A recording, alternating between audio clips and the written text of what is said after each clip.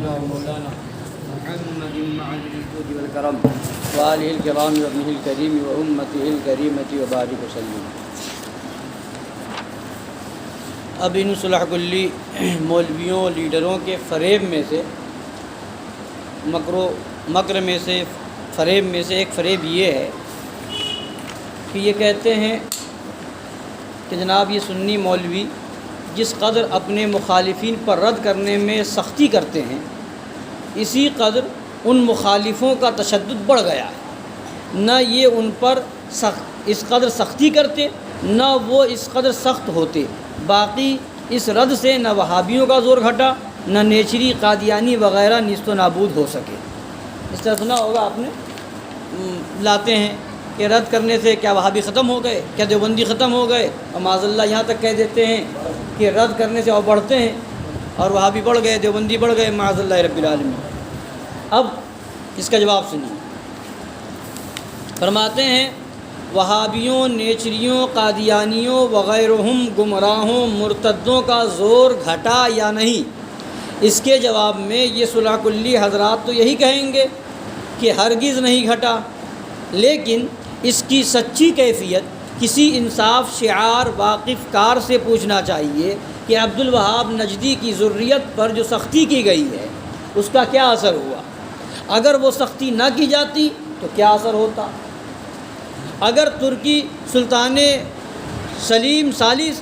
اور محمد علی پاشا خدیو مصر رحمۃ اللہ علیہما کی طرح تمام موجودہ اسلامی سلطنتیں بھی مل کر نجدیوں کی موجودہ حکومت خبیثہ پر سختی کرتیں تو کیا شیاطین نجدیہ کے ہاتھوں معاصر متبرکہ کی پامالی اور مزارات مقدسہ کی بے حرمتی ہوتی؟ اگر ان کی طرح جس طرح کہ ترکی کے بادشاہ نے کیا اور محمد علی پاشا خدیو مصر نے کیا, سختی برتی غیر مقلدین پر, ویسے ہی اگر اسلامی حکومت کہلانے والی جتنی ملک میں حکومت ہے اگر یہ سب کے سب حکومت نجدیہ کے خلاف, حکومت سعودیہ کے خلاف اگر سختی برتتے تو کیا یہ لوگ اس پر آ جاتے کہ معاذ اللہ صحابہ کرام کے مزارات کو توڑ دیتے معاذ اللہ رب العالمین؟ اور جو سرکار کی متبرک زیارتیں تھیں, سرکار کے جو آثار مبارک تھے ان سب کو یہ سب لوگ ختم کر دیا, ختم کرنے کی کوشش پوری کی, کچھ کو ختم کر دیا بہت سی چیزوں کو. تو کیا یہ سب ایسا کرتے؟ کیا حرمین طیبین طہرہم اللہ تعالی عن رجس نجدیہ اہل شین میں وہابیت و نجدیت کی زبردست تبلیغ کا بے ایمان نجدیوں کو موقع ملتا؟ کیا حضرات علماء کرام و سادات عظام مجاورین بیت اللہ الحرام و مدینۃ النبی علیہ وعلی آلہ صلاۃ والسلام یوں ہی قسم پرسی کے عالم میں شہید اور جلا وطن کیے جا سکتے؟ جو بہت سے جو خانہ کعبہ کے مجاور تھے, وہاں کے علماء تھے, ان کو شہید کر دیا اور معاذ اللہ جلا وطن کر دیا, باہر چلے گئے وہ وہاں چھوڑ کر کے. تو یہ کیوں ہوا؟ ان پر سب نے سختی نہیں کی اس لیے ایسا ہوا. اور جس وقت دہلی میں اسماعیل دہلوی نے طوفان بے تمیزی پھیلایا, اگر اس وقت اس پر کامل سختی نہ کی جاتی تو کیا ایک عالم گمراہی سے محفوظ رہ سکتا؟ اسی سختی کا ایک نتیجہ یہ ظاہر ہوا کہ اس کو دہلی چھوڑ کر بھاگنا پڑا. اگر سختی نہ کی جاتی تو نہ جانے کتنے لوگ گمراہ ہو یا گئے ہوتے. اور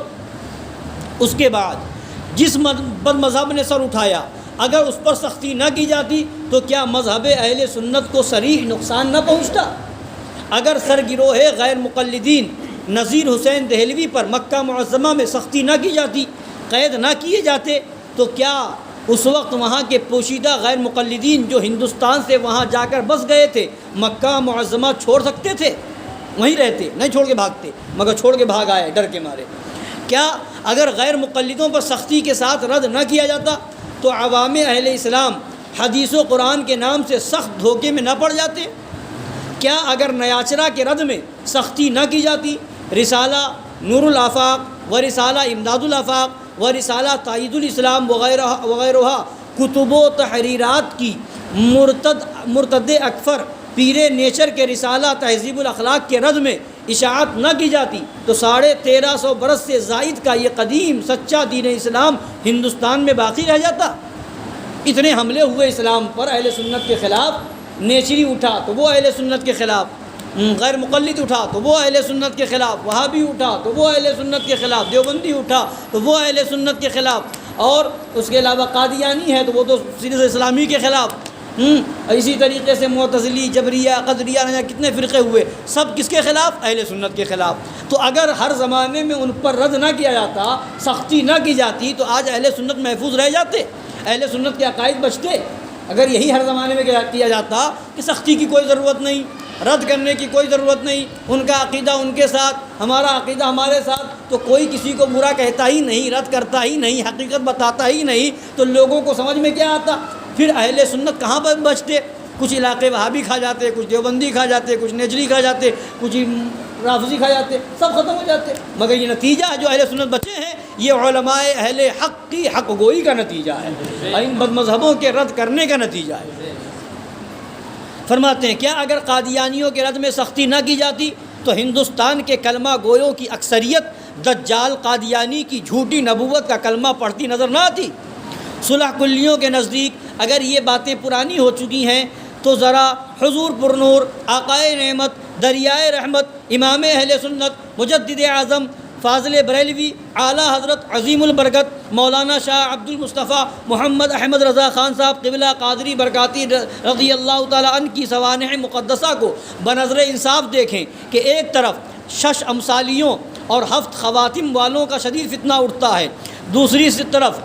تفضیلیوں، چمر توحیدیوں کا فساد عظیم پھیلتا ہے، ایک جانب دیوبندیت و وہابیت کے طوفان اٹھتے ہیں، دوسری جانب ندویت و نیچریت کے سیلاب آتے ہیں، ایک سمت سے قادیانیت و چکڑالویت کی کفری گھٹائیں چھاتی ہیں، دوسری طرف ارتداد کی آندھیاں زور شور سے آتی ہیں، فتنوں کی اندھیریاں گھیر لیتی ہیں، بد مذہبوں بے دینوں کی تاریکیاں محیط ہو جاتی ہیں، پھر جلال الہی کے مظہر، جمال مصطفی کے آئینے، سرکار غوثیت کے نائب، امام اعظم کے وارث حضور اعلیٰ حضرت قبلہ رضی اللہ تعالیٰ عنہ نے کیا کیا؟ خدا و رسول جل جلالہ وصلی اللہ تعالیٰ علیہ وآلہ علیہ وسلم پر بھروسہ کر کے یا رسول اللہ کہہ کر لسانی و بیانی جہاد کے اس ہوش ربا معرکے میں وہ شیر خدا کا شیر دلیر کود پڑا اور اپنے نیزہ کافر شکار کی قاہر مار سے اسلام و سنیت کے دشمنوں کے دلوں میں غار کر دیے، ان کے قلب و جگر کے زخم وار سے پار کر دیے کہ ان کے حمایتیوں کو چارہ جوئیے وار نہ رہے۔ یہ رضا کے نیزے کی مار ہے کہ عدو کے سینے میں غار ہے، کسے چارہ جوئی کا وار ہے کہ یہ وار وار سے پار ہے۔ اعدائے اسلام و دشمنان سنیت نے ناپاک اخباروں، نجس رسالوں، گندی دو ورقیوں، گھنونی چوورقیوں میں ملعون پروپیگنڈے بھی کیے، دشنام بازیوں، فحاشیوں کے خبیث مظاہرے بھی کیے، مقاطعے بھی کیے، دھمکیاں بھی سنائیں، گیدڑ بھبکیاں بھی دکھائیں، مگر دین اسلام کے اس مجدد اعظم نے مرعوب ہو کر کسی لالچ میں آ کر معاذ اللہ ان خبثہ سے دوستانہ، یارانہ، برادرانہ نہ منایا، ان کی طرف محبت و مودت کا ہاتھ نہ بڑھایا، بلکہ اسلام و سنیت کے خورشید درخشاں و بدر تاباں کے عالم افروز چہروں سے ظلمت و کفر و ضلالت کے بادل ہٹا دیے، دنیائے اسلام کو خدا و رسول جل جلالہ وصلی اللہ تعالی علیہ وآلہ علیہ وسلم کی سچی عزت و عظمت، سچی الفت و محبت کے جلوے دکھا دیے، ہر گمراہ بد مذہب، ہر مرتد و بے دین کی ضلالات و خباثات کے پرخچے اڑا دیے،